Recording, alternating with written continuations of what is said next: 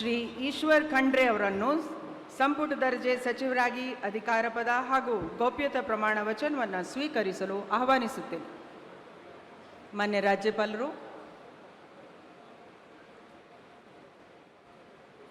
ನಾನು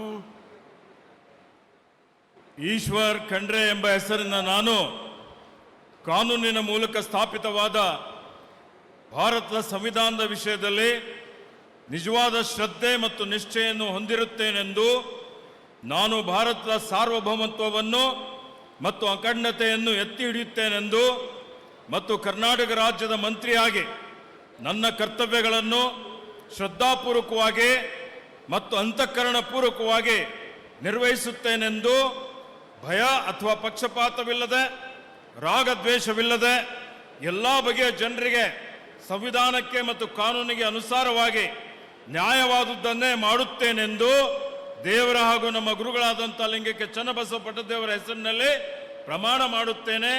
ಶ್ರದ್ಧಾಪೂರ್ವಕವಾಗಿ ಪ್ರತಿಜ್ಞೆ ಮಾಡುತ್ತೇನೆ.